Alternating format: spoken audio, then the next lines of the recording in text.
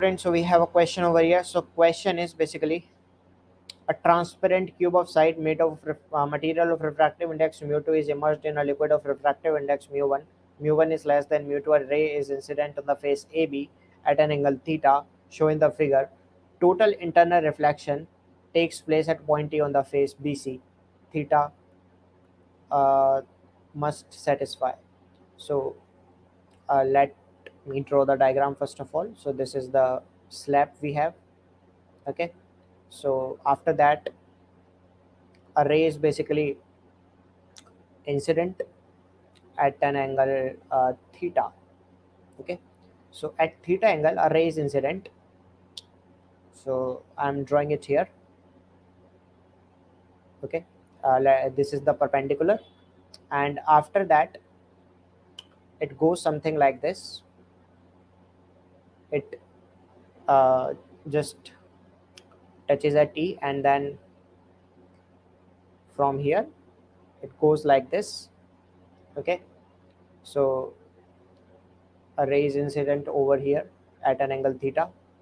Okay, I'm drawing it like this. Okay, this is perpendicular which we have drawn, and this is also there. Okay, this is mu2, refractive index of this lab, and this is B, this is C. Okay, A and D, A B C D are the sides, and it goes like this.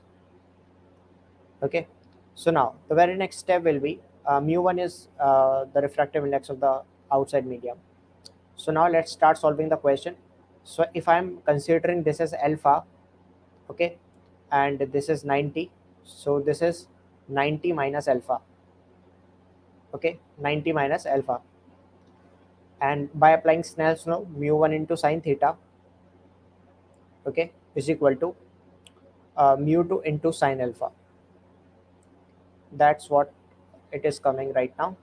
And we can say mu for total internal reflection, mu2 into, which applies here, mu2 into sine of 90 minus alpha, okay, is should be greater than mu1. Okay, that's the equation for TIR. This equation is for total internal reflection. So now the very next step is sine alpha is actually equal to, from the above equation, from this we can say sine alpha is equal to mu1 by mu2 into sine of theta. Okay, that is sine alpha, value of sine alpha. And cos alpha can be calculated, because we know sine square alpha plus cos square alpha should be equal to 1. So we can say sine square alpha means mu1 square by mu2 square sine square theta plus cos square alpha is equal to 1. So cos square alpha is equal to 1 minus mu1 square by mu2 square sine square theta. Okay, so this is mu2 square minus mu1 square sine square theta divided by mu2 square. That is the value of cos alpha. So let's take the under root for calculating cos alpha. That is the value of cos alpha we are getting. Correct?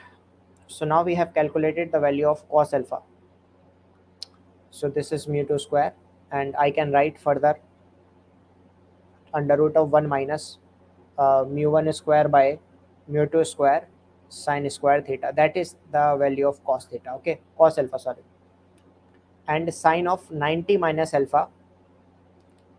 Okay, this. So I'm writing this here. Sine of 90 minus alpha should be greater than what? Uh, mu1 by mu2. Mu1 by mu2. Okay, and this is actually cos alpha. Sin 90 minus alpha is cos alpha, should be greater than equal to, sorry, greater than mu1 mu2. We have already calculated the value of cos alpha, that is the under root of 1 minus mu1 square by mu2 square and sine square theta. Sine square theta greater than mu1 by mu2. Okay, and let's solve it further. Okay, so now what we can do with this, so that's what we are getting. So 1 minus mu 1 square by mu 2 square is equal to this. Okay, so we can take, we need to calculate the value of theta actually, correct? So for calculating that, we can just write it something like this, that 1 minus mu 1 square by mu 2 square sine square theta is greater than the value squaring both sides, so mu 1 square by mu 2 square. Okay, that's what we can write, mu 1 square by mu 2 square after squaring both sides.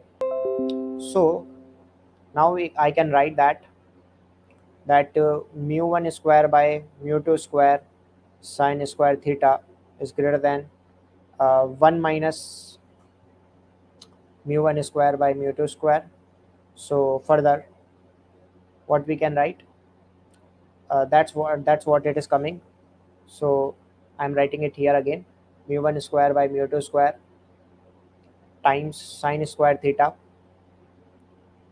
um, greater than 1 minus less than 1 minus mu 2 square by mu 1 square, correct? Sorry, mu 1 square by mu 2 square, mu 1 square by mu 2 square. So the very next step is sine square theta is less than, uh, after doing the multiplication we are getting minus 1, mu 2 square by mu 1 square minus 1. So the value of sine theta is coming the under root of mu 2 square by mu 1 square minus 1. So the value of theta is actually greater less than sine inverse under root of mu 2 square by mu 1 square minus of 1. That is the value of theta we are getting. Okay, so the correct answer is theta is less than sine inverse mu 2 square by mu 1 square and minus 1. Option C is correct. Hope this answered the question. Thank you very much.